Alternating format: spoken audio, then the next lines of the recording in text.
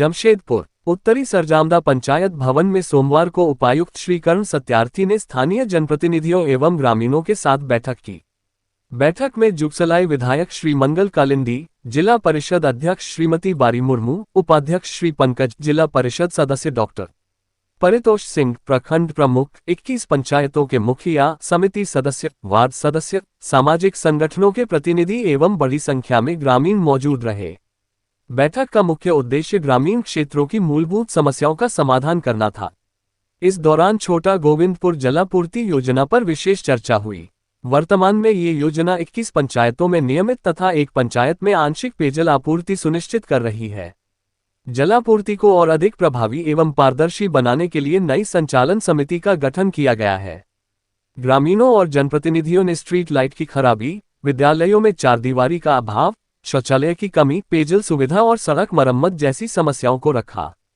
उपायुक्त ने सभी मुद्दों को गंभीरता से लेते हुए बीडीओ को सूचीबद्ध कर तत्काल और समयबद्ध निराकरण का निर्देश दिया। उन्होंने कहा कि जिला प्रशासन का प्रयास है कि ग्रामीण क्षेत्रों की हर बुनियादी समस्या का प्राथमिकता के आधार पर समाधान किया जाए। साथ ही उन्होंने जनप्रतिनिधियों एवं ग्रामीणों से सहयोग और सुझाव देने की अपील की।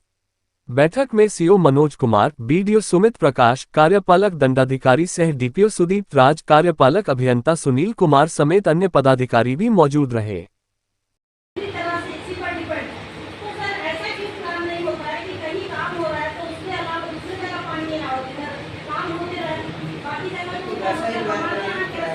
सर बाकी सर का लीकेज है जो कि हमारी जिम्मेदारी नहीं है, वो घर वाले को करना है। सिर्फ 3 लीकेज है जो पाइप पे है, एक सरजंगा में है और 2 गदड़ा में है।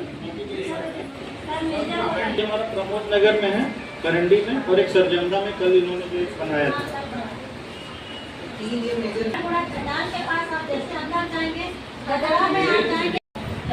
प्रमुख और सभी पदाधिकारी को ये योजना जब आई, हम सभी जनप्रतिनिधियों को बहुत खुशी महसूस हो रहा था। हम लोग बहुत सारे ऐसे जनप्रतिनिधि हैं सर जो 2010 से हैं और लगातार हम अपने पंचायत का विकास कार्यों में लगे रहते हैं। सर ये यहाँ के स्थानीय लोगों ने हमारे दिखना में, और सर अभी जैसे गाइडलाइन की बात हो रही है, यहाँ को धरातल पे उतारने का, कनेक्शन के बदले में पैसा जो कैपेक्स का दिया जा रहा था उसमें नहीं दिया जा रहा था। बहुत तरह की बातें सुनने में मिल रहा था, लेकिन हम लोगों ने हार नहीं मानी और बहुत संघर्ष के बाद उन लोगों को एक भी पैसा नहीं मिलता। विभाग इसमें जो भी MVWAC या VWAC को जो क्रियान्वयन और जरूरत के अनुसार मेंटेनेंस के लिए जितना जरूरत होगा हर पंचायत से, पर उसका परसेंटेज के हिसाब से जाएगा। तो सर हमारा नियोजन है तो 5 साल से वो गड्ढा किया हुआ सर, जबकि 1.5 फीट या 2 फीट रास्ता मेन रोड में गड्ढा किया, लोगों को आने जाने में काफी दिक्कत होती है। हाँ, लेटर के माध्यम से, लेकिन कोई सुनवाई नहीं सर। शांति निकेतन फ्लैट के पास जो कोयला टाल है, कोयला टाल के सामने प्रेशर थोड़ा कम है। कई जगहों पे जहाँ पे रिपेयर वर्क हुआ है वहाँ पे रोड को या जो भी जहाँ पे भी रिपेयर वर्क हुआ है उसको पहले स्टेटस को मतलब पहले जैसा था वैसा ठीक नहीं किया गया है। और साथ ही साथ संचालन को लेके कुछ संशय है। आप में से कुछ लोग बता रहे हैं कि जनसहियाएं जब इसका प्रभावी ढंग से और अगले कई वर्षों तक अच्छे से संचालन हो, उसकी वो योजना बनाने में थोड़ा समय लगेगा, क्योंकि आज मुझे इशू समझ में ही आप लोग जैसा बता रहे हैं कम्प्लीटली आ रहा है। ठीक है, तो सबसे पहले तो कि योजना का संचालन कैसे होगा। आप ये समझिए कि इस योजना से होता है उसको देखिए, और जो एजेंसी कर्मी होते हैं उसको सैलरी मिलती है। तो प्रोफेशनल एजेंसी का मतलब ये नहीं होता है कि आपके सोर्स को कोई और रख लेगा, वो आपका अधिकार है, वो तो संभव ही नहीं। जैसे सरकार एक बहुत बड़ा संस्थान होता है, जो रेवेन्यू कलेक्टिव विभाग सरकार में होते हैं, जैसे एक्साइज हो गया या बहुत सारे कमर्शियल टैक्स हो गया, वो काम को अच्छे से करने के लिए एजेंसी का चयन करती है। वो एजेंसी रेवेन्यू कलेक्ट करके सरकार को जमा करती है। तो यदि ये ऐसा नहीं कि एजेंसी से ही हम लोग करेंगे या जनसहिया से ही करेंगे, इस डिसीजन पे आने के लिए थोड़ा और विमर्श हम लोगों को करना पड़ेगा।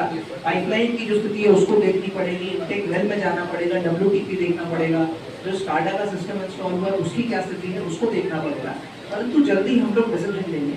बट ये मत समझिए कि कोई एजेंसी अगर कलेक्शन करेगी तो पैसा अपने पॉकेट में रखेगी। एजेंसी पैसा को कलेक्ट करके समिति को ही देगी, और उसके बाद जो उसका डिवीजन है, जल से एजेंसियाएं जितना काम कर रही हैं, वो आपस में आप ही लोग डिसाइड करेंगे कि जल सहियाओं का मानदेय कितना होना चाहिए, एजेंसी को कितना पैसा मिलना चाहिए, कहीं पे रिपेयर वर्क हो रहा है तो उसका क्लियरेंस हम कैसे दें।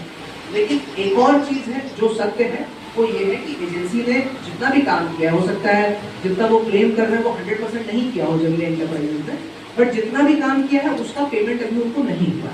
और करीब 2 वर्ष लगभग होने को चले जब उनको पेमेंट नहीं हुआ, तो उनका जो कंसर्न है वो भी एक तरह से जेन्युइन है कि भाई बिना पैसे वो कब तक काम करेंगे। ये बात सत्य है कि पेमेंट तो उनको होगा, परंतु कुछ डिले उसमें हो रहा है। उसको लेके हम लोग का विभाग के स्तर पर भी बात हुई है और सचिव महोदय ने यही कहा है कि यदि जितना वो काम क्लेम कर रहे हैं उतना काम वास्तव में किया है तो आप उसको सर्टिफाई करके बताइए हमें। यदि कुछ कम काम किया है तो उनके बिल में कटौती करके आप हमें इन्फॉर्म करिए, तो हम लोग पेमेंट इस मंथ के एंड तक सुनिश्चित कराएंगे। जो हमारी व्यवस्था सचिव महोदय से बात हुई है, आपका ये जो कंसर्न है पेमेंट वाला वो पूरी जल्दी रिजॉल्व होगा, ठीक है।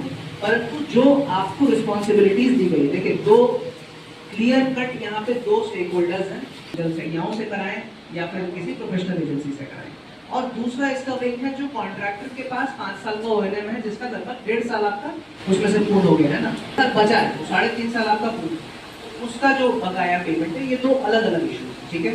तो अभी वर्तमान में जो जहां जहां पर लीकेजेस ऐसी अवस्था में है जिसका आप रिपेयर कर सकते हैं, माइनर लीकेजेस, जहां जहां आपके ये जैसा आप बताया रोड में गड्ढा हो गया, ऐसा और भी इश्यूज और भी जगहों पे होगा, उसको सूचीबद्ध हम लोग कब तक कर लेंगे और आप में से कौन रिस्पॉन्सिबिलिटी लेगा उसको सूचीबद्ध करने का। क्योंकि देखिए ऐसे मीटिंग में तो जैसे आपने बताया हमारे विकास शाखा प्रभारी ने कुछ लिखा भी, परंतु वो एग्जैक्ट डिटेल्स लिस्ट बना के जब तक हमारे पास नहीं आएगा प्रभावी कार्रवाई उस पर नहीं हो पाएगी। तो आप में से कौन जनप्रतिनिधि या जल सहिया रिस्पॉन्सिबिलिटी लेके हमें बताएंगे कि ये 21 पंचायत का डेटा है जहाँ पे लीकेजेस हैं या अन्य समस्याएं हैं।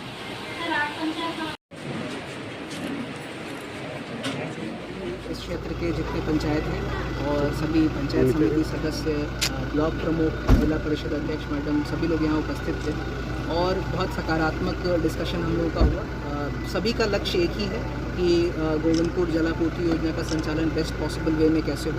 अभी कुछ कमियां हैं उसमें, जिसके रेजोल्यूशन के लिए हम लोग प्लान कर रहे हैं और होपफुली जल्दी इस योजना का संचालन बहुत अच्छे ढंग से कंटिन्यू। क्या निष्कर्ष निकला सर आपका? देखिए कुछ निष्कर्ष तो ये है, जैसे जो संचालन की समिति है उसमें उसका पुनर्गठन हुआ है, तो जो पिछले 5 वर्षों में संचालन हो रहा था उसका जो लेखा जोखा है वो हमें 1 वीक में दुरुस्त कर लेना है, ताकि हम ये समझ लें कि संचालन समिति के पास कितना फाइनेंशियल कैपेसिटी है। दूसरा, पूजा के पहले जितने माइनर रिपेयर वर्क्स हैं वो सभी हमें कंप्लीट कर लेने हैं। कुछ इशू यहाँ पे जो ओएनएम के कॉन्ट्रैक्टर हैं उनका पेमेंट का इशू है, जिसके संबंध में विभाग से वार्तालाप चल रहा है और जल्दी ही उनके बिल्स को सत्यापित कर लेंगे हम, ताकि उनके पेमेंट का जो रहा है वो आसान हो सके। तो ये कुछ निर्णय थे जो इंटरिम तौर से लिए गए, जो प्रभावी और लॉन्ग टर्म सॉल्यूशंस होंगे वो भी जल्दी लेंगे। सर दुर्गा पूजा को लेकर के सड़कें पाठशाला बाजार वाली सड़क है उस पर आपने देखा होगा, मर्सी रोड से बिरसा नगर वाली जो सड़क है उस पर भी काम प्रारंभ हो गया है, तो इसको हम लोग एक बार पुनः मॉनिटर कर लेते हैं और होपफुली पूजा के पहले सड़कों की स्थिति बेटर हो जाएगी।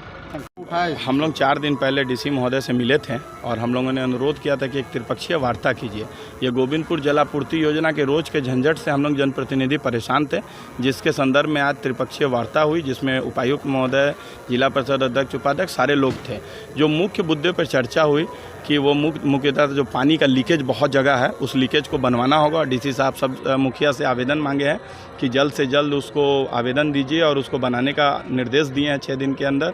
उसके बाद जो पानी का शुद्धता है उसको जांच करने के लिए अभी जो नियमावली बनी है उसके अनुसार से कि पानी का रेगुलर जांच होगा और जो पैसा बैंक अकाउंट में जो पैसा होना चाहिए वो नहीं है वो कहाँ है, उन सबको एक जगह करना और आगे 1.5 साल के बाद ये योजना कैसे संचालित होगी अच्छे तरीके से उसको लेकर एक त्रिपक्षीय वार्ता की गई, जिसमें विभाग के लोग थे और हम लोगों ने अपने पक्ष को मजबूती से रखा, जिसमें ये सब मुख्य समस्याएं थी।